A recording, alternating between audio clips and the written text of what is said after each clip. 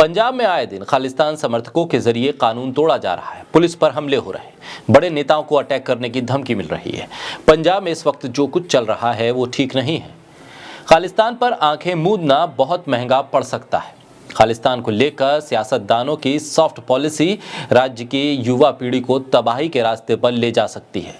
शासन और प्रशासन की जरा सी ढिलाई 80 के दौर में वापसी करवा सकती है, जिस दौर में मिलिटेंसी जोरों पर थी। यह आशंका तब और पुख्ता होती है जब वारिस पंजाब दे के जत्थेदार अमृतपाल सिंह को आप सुनते हैं, जो ये कहता है कि हिंसा पवित्र चीज है और आजादी के पहले भारत नहीं था।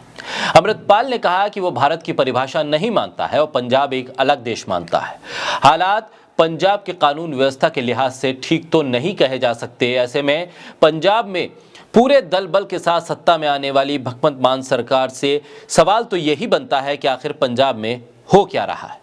बोलता हिंदुस्तान पर मैं हूं आपके साथ मिर्जा शाकिर अली बेग। पंजाब के अमृतसर के अजनाला पुलिस स्टेशन पर हमले के बाद पंजाब पुलिस सिख प्रचारक अमृत सिंह के आगे झुक गई है।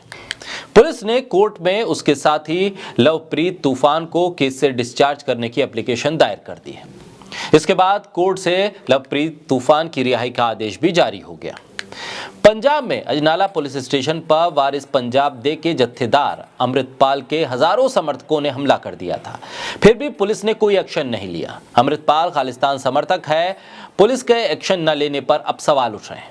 हमलावर तलवार और बंदूकें साथ में लाए थे, उनके पास श्री गुरु ग्रंथ साहिब की पवित्र बीड़ भी थी। ऐसे में जवान पीछे हट गए। अमृतपाल ने अपने समर्थक लवप्रीत तूफान के खिलाफ केस दर्ज करने का विरोध करने का ऐलान किया था। इसको देखते हुए पुलिस की तैयारी पूरी बताई गई थी। 6 जिलों की पुलिस को अजनाला में तैनात कर दिया गया था। अमृतपाल के कई समर्थकों को अजनाला पुलिस थाने पहुंचने से पहले ही रास्ते में रोक लिया गया था। अजनाला थाने की तरफ जाती सड़क पर भी पुलिस ने भारी बैरिकेडिंग कर रखी थी। अमृतपाल समर्थकों के साथ धक्का मुक्की हुई, लेकिन पुलिस ने उन्हें आगे नहीं बढ़ने दिया। समर्थक जब बैरिकेड पार नहीं कर पाए तो जत्थेदार अमृतपाल की एंट्री हुई। अमृतपाल के साथ श्री गुरु ग्रंथ साहिब का पावन स्वरूप भी था। इसे देखकर पुलिस वाले ठिठक गए। उन्होंने रोकने की बिल्कुल कोशिश नहीं की, कहीं श्री गुरु ग्रंथ साहिब की बेअदबी ना हो जाए और मुद्दा किसी और विषय की तरफ ना भटक जाए, इसलिए पुलिस वाले रास्ता देते नजर आए। रास्ते से हट गए। जो बैरिकेडिंग लगाई गई थी वो फांदते हुए ये तमाम समर्थक थाने की तरफ बढ़ने लगे।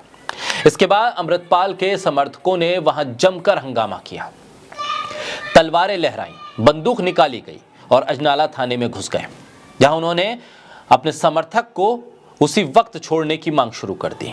अमृतपाल ने कहा कि वो यहीं पर लंगर शुरू करवा देगा अगर उसके साथी को नहीं छोड़ा गया।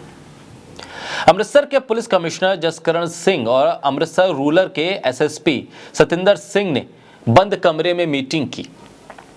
पुलिस ने कहा कि तूफान सिंह के निर्दोष होने के पर्याप्त सबूत मिल गए हैं, पुलिस उन्हें छोड़ रही है।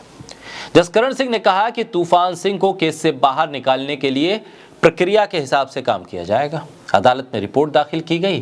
कोर्ट में कैंसिलेशन रिपोर्ट फाइल करने के साथ ही एसपी तेजवीर सिंह की अगुवाई में एक एसआईटी का गठन भी कर दिया गया और उसके बाद अमृतपाल सिंह के इस सहयोगी को अदालत के जरिए बाहर निकलवा दिया गया। वारिस पंजाब दे संगठन का प्रमुख है अमृतपाल, जो लगातार बयान देकर माहौल को खराब करने का काम कर रहा है। उसने मोगा में भी इसी तरह का एक भड़काऊ बयान दिया था। उसने दीप सिंधु की बरसी पर एक भड़काऊ बयान देते हुए पीएम मोदी से लेकर गृह मंत्री अमित शाह तक को धमकी दे दी थी, पंजाब के मुख्यमंत्री को धमकी दे दी थी। अमृतपाल को आखिर इतनी खुली छूट पंजाब में कैसे मिल रही है? आखिर पंजाब की सरकार कैसे इस पर लगाम नहीं लगा पा रही? आखिर क्या वजह है जो ये लोग हथियारों के बल पर थाने का घेराव कर लेते हैं, थाने पर चढ़ाई कर देते हैं और अपने साथी को वहां से छुड़वा लेते हैं?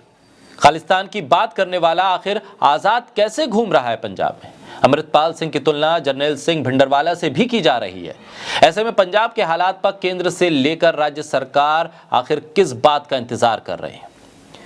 जिस तरह से अमृतपाल का बयान लगातार आ रहा है, उन बयानों को देखें तो साफ है कि पंजाब की फिजा को बिगाड़ने का काम कर रहा है ये शख्स, और इस शख्स को खुली छूट देने का मतलब है कि आप किसी बड़ी मुश्किल में फंसने जा रहे हैं, किसी बड़ी मुसीबत को दावत दे रहे हैं। ऐसे में कानून का इकबाल बुलंद रहे, पंजाब में जो सरकार है वो कानून के जरिए काम करे, संविधान सर्वोपरि रहे और देश के भीतर किसी दूसरे देश की मांग ना उठे, इस बात को सुनिश्चित करना पंजाब की सरकार का भी काम है। और हालात अगर हाथ से निकलते हुए दिख रहे हैं तो केंद्र सरकार को भी दखल देने की जरूरत है।